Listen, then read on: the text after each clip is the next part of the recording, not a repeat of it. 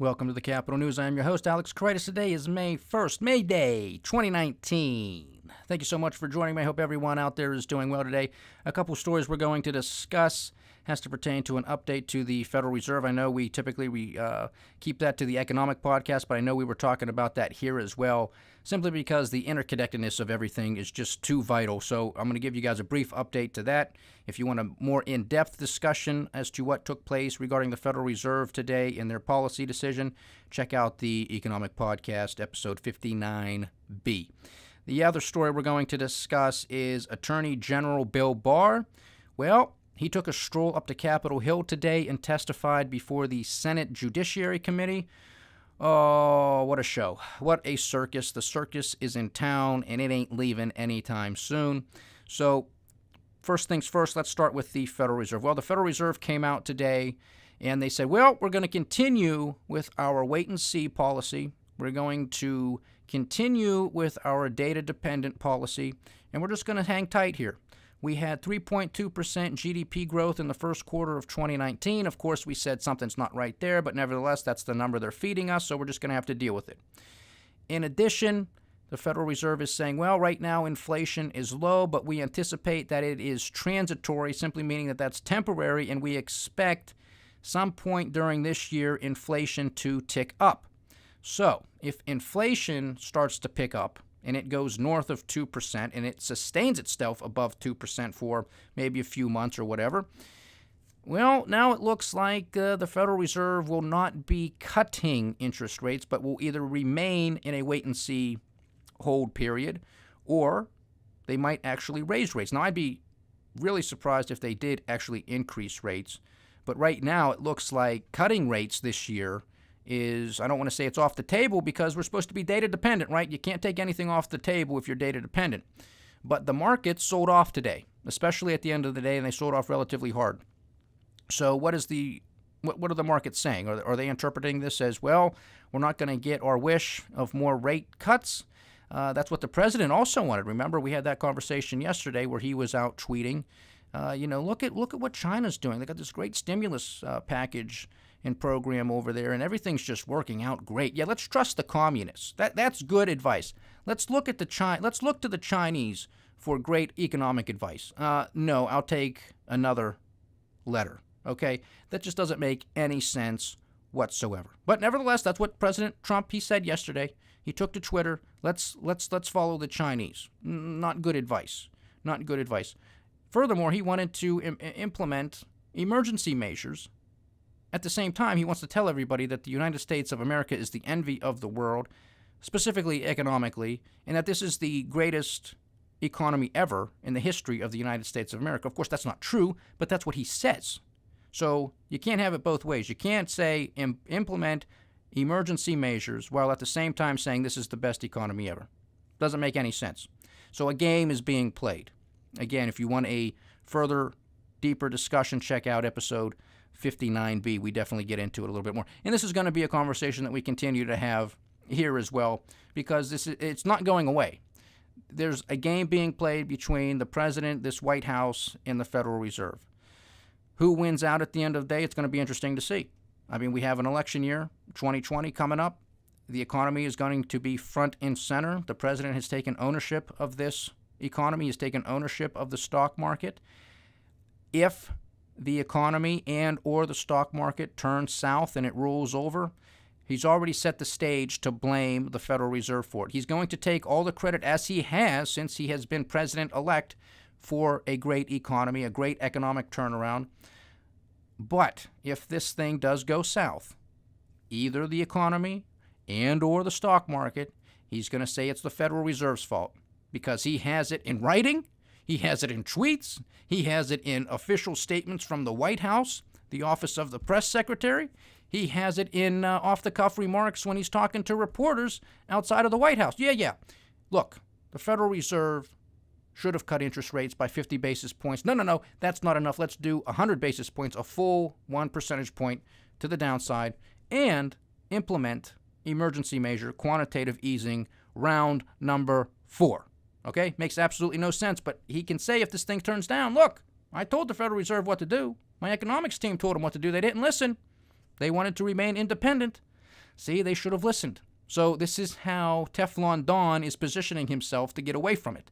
This is poor leadership, extremely poor leadership. He doesn't have to do this, and we've had that conversation here many times over. He could have been a leader. He could have been the non-politician. It looks like he has taken to being a politician rather well, and I don't appreciate it because playing the card and allowing the Federal Reserve to continue to print money or to lower interest rates, it's only going to empower them. It's only going to enrich major corporations in the banking industry. Again, I am not demonizing profit, but when it's done fraudulently like this, I have a big problem with it, and I'm going to voice my opinion on it, as should you. So that's where we are. It's going to be interesting to see what happens with the economy. Again, a day does not make a trend. So despite the fact that the stock market rolled over at the end of the day and was down a little bit across the board, doesn't mean that's going to happen tomorrow. There's a lot of news out there. These markets are clinging to hope. They're clinging to headline news. If there's any spark of hope, maybe in regards to the U.S.-China trade deal, we could make, again, all-time highs. Maybe the Dow will even make its all-time high again or break through it. So it is going to be interesting to see. But I have to bring this up not only in the economic podcast, but also in the political, geopolitical, because everything is so interconnected. And because we are in a political election year. I mean, it's an extended political election year, but that's politics in the United States of America in the 21st century.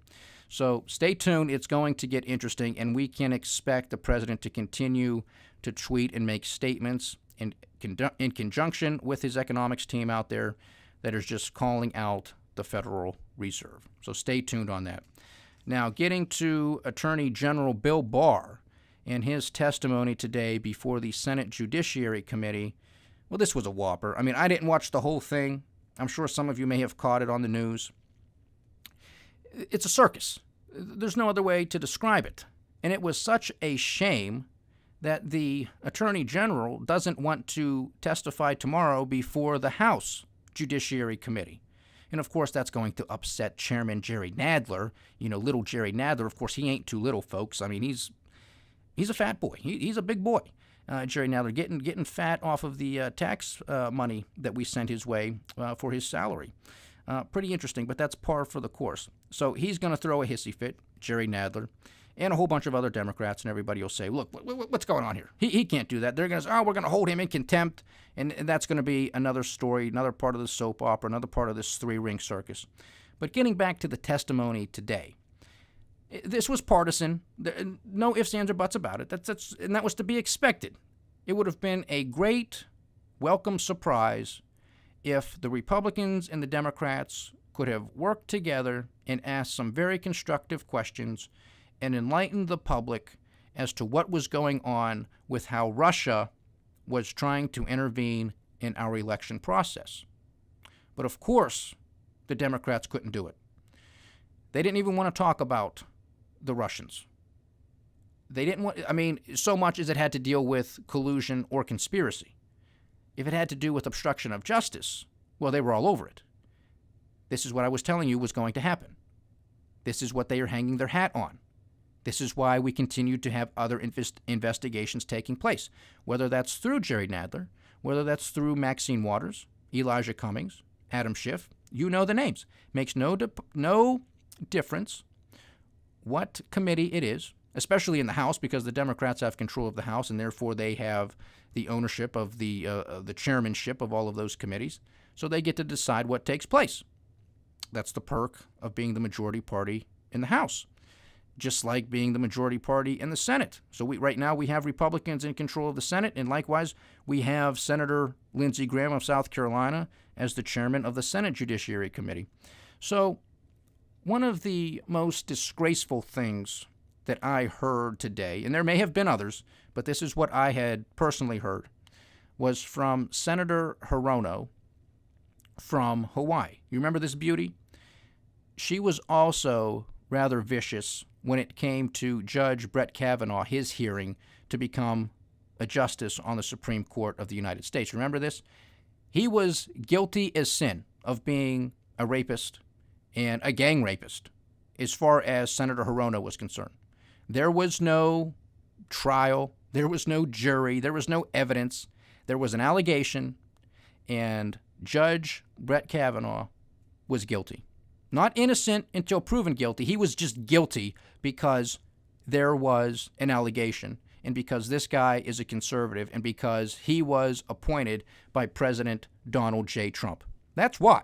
That's how disgusting and disgraceful this is. It is a shame. This is a stain on the Republic of the United States of America that this woman is a sitting United States senator. I don't know what they're doing out in Hawaii. Beautiful state, I'm sure. Never been there, but I can only imagine. What are they doing? Putting this woman in there. You have nobody else? This is the best you can do? I mean, this was disgraceful. And you even had Chairman Lindsey Graham, after this woman basically just slandered AG Bill Barr as he sat there and took it. I mean, just calling him out and saying he was a liar, he was deceptive, he disinformed the American people. He shouldn't even be the Attorney General. He's not the Attorney General for the United States of America. He's an attorney. He's acting like a personal attorney to Donald Trump. I mean, unbelievable performance from this woman. Does she care? No. You have to have a brain to care, and clearly the words that come out of this woman's head, there's no thought process. So I feel bad for the people of Hawaii that this woman is representing them, but they voted her there. So I have a serious question as to, that's the best you could do? I mean, this is serious. I'm not a Republican. I'm a libertarian. So I'm pretty down the middle when it comes to a lot of this stuff. But that was just a bridge too far, the way she came out and attacked Attorney General Bill Barr the way that she did. I mean, she wants to have an opinion. She's entitled to an opinion, but at least be smart about it. I mean, for God's sake, you're a United States senator. You're supposed to have some sort of intelligence. You're not supposed to be an idiot. But she is. She is, and there's no other way to put it. I mean, that was just a shame that a sitting United States senator said what she said. And, I mean, it's unfortunately becoming more and more par for the course as we make our way. That's why I say time and time again, this is a three-ring circus. So you have the Democrats clinging beyond all hope to anything that they can. They want to hang their hat on this, that there was obstruction of justice. There wasn't. If you want to argue it, again, that's what lawyers do. That's what any expert in any field, you're going to have people who say yes, you're going to have some people who say no. But that's all there is.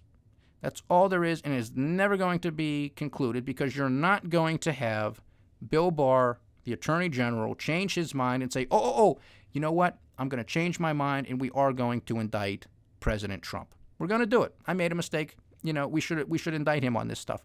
It's not going to happen, folks. The Democrats know this, but they want to play games. They don't want to have serious conversations in front of the American people to say, all right, look, we know that the Russians interfered. How did they interfere, and how can we stop it? What can we do, not only to prevent the Russians from doing this, but the Chinese, the British, yes, our allies, yes, the British. Everybody meddles in elections. We meddle in everybody's elections. It's okay for us to do it, but it's not okay for anybody else. Nevertheless, it ain't right.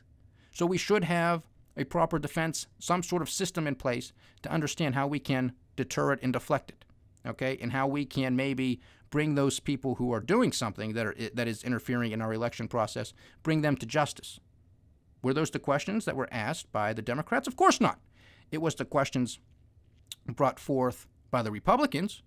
And I will just say, for the sake of fairness, had this been reversed, had this been a Democrat president and a Democrat attorney general, I'm sure the Republicans would be doing the same thing that the Democrats are doing. Would it be as vicious? Probably not, in all honesty, because I've listened to a lot of testimony. I've listened to a lot of questions on the House side, on the Senate side. The Democrats take the cake when it comes to viciousness. They really do. They get very, very personal. And that's why I'm saying this 2020 presidential campaign, this election is going to get very nasty.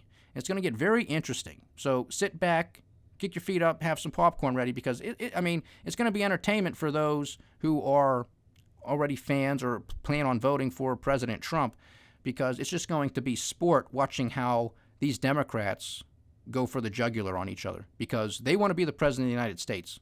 I mean, they're power-hungry people. I mean, bet your bottom dollar on it. It's going to get extremely, extremely nasty, because there's so many of them on the stage. The only way you're going to stand out is by playing dirty. You're not going to get there by being nice and saying, excuse me, ma'am, thank you. It's not going to happen. You're not going to become the most powerful man or woman on the planet by being nice. It's just not going to happen. It's not the world we live in. So expect Spartacus and Crazy Bernie and Crazy Uncle Joe and Kamala Harris and all of them out there. Expect them to go for each other's jugulars. There's going to be some game theory being played. Somebody's going to sit low and let somebody else do the attacking and blah, blah, blah. There's going to be some games played. But when it gets down to it, when it gets down to crunch time and they need those delegates, man, people are going to get stabbed in the back. Believe you me. The other interesting thing when it comes out to this, and I don't want to get too far off track, but I wanted to mention this the other day. You now have a lot of the 2020 Democratic presidential candidates saying, oh, yeah, no question about it. If I get the nomination, I'm going to have a female. I'm going to have a woman as my running mate. Well, what happens if it is a woman, if it's Kamala Harris or Elizabeth Warren or anybody else who might get into the race? What happens if they're the nominee? Are they going to have a woman? So it's very interesting. They're already playing politics with this. Shouldn't it just be based off of who the best person is? Man, woman, indifferent. Or in the case of the Democrats, aren't there like 20 different genders? So I don't know why they're limiting it to only men and women. I mean, it just doesn't make any sense, right? There's 20 different genders out there? I don't know. Ask them. They're the ones that make this crap up. That's the party of lunacy and idiocy right now. That's why I call them lunatics. So it's just interesting to see that, it's so political. It's laughable. Why do you have to play the card? Why is it always about race? Why is it always about somebody's gender? Why isn't it just about the content of their character like we were told from Dr. Martin Luther King Jr.? What's so difficult about that? This person has a fantastic track record. We get along very well with each other. We're going to make a great team as president and vice president. What's so wrong with that? Why do you have to say, well, this person's black, this person's gay, this is a man, this is a woman? What difference does it make? You want the best person there. State your case. All of these other things, it's just nature. It's just what it is. It makes no difference. Just, again, baffled for words, at a loss for words. But that's the Democrat Party. That's the Socialist Party. That's who you want running this country? I mean, if that's who you want, you need your head examined. I'm sorry, but you do, because it's beyond the pale. And again, to be fair, there's a lot of things that I disagree with that come out of the president's mouth, his tweets, a lot of things, the exaggerations. Some things are just outright lies. I don't like it at all. I don't like anybody lying to anybody. That's the problem. That's the problem. I was really hoping that President Trump was going to be a different politician. Now, he is making good on a lot of the promises he made on the campaign trail, but my goodness, you don't have to lie and distort things to the extent that he does. He just doesn't have to do it. But he's, 70-something years old.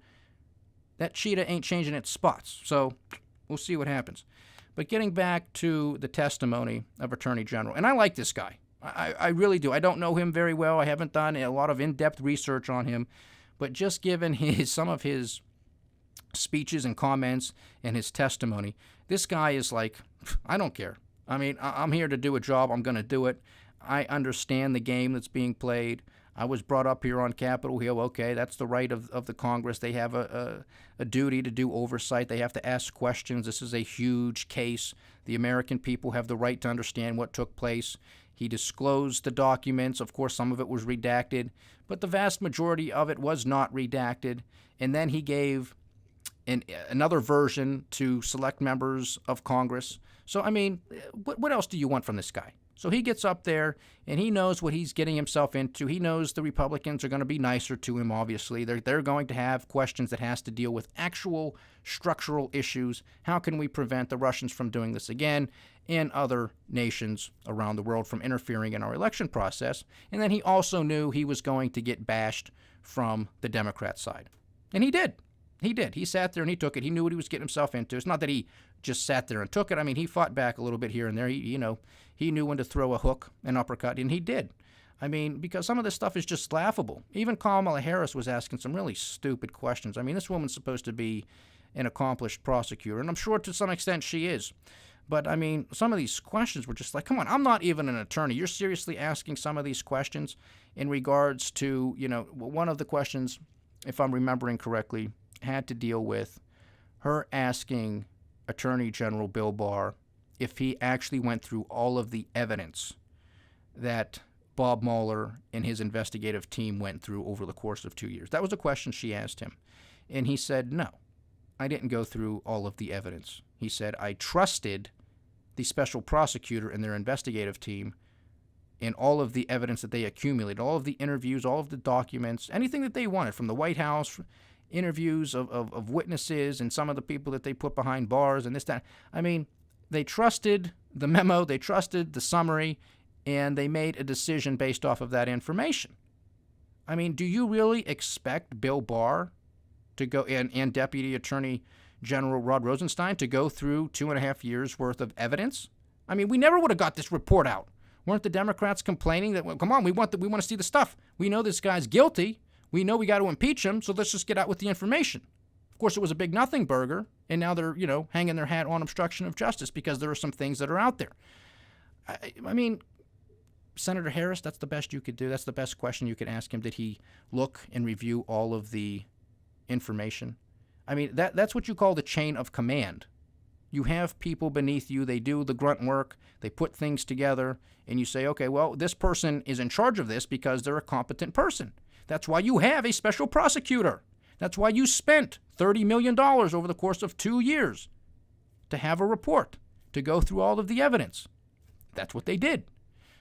Attorney General Bill Barr and Deputy Attorney General Rod Rosenstein went through that report with Bob Mueller, his team, and these were the conclusions that they made. Now, the other twist in this story is the news that has been coming out over the past couple of days regarding Bob Mueller writing and sending a letter to Attorney General Bill Barr saying, look, your summary was not complete, yada, yada, yada, and now that's just stirring the Kool-Aid once again, giving the mainstream media, the liberals, and the Democrats more crap to talk about and say, look, something's wrong here.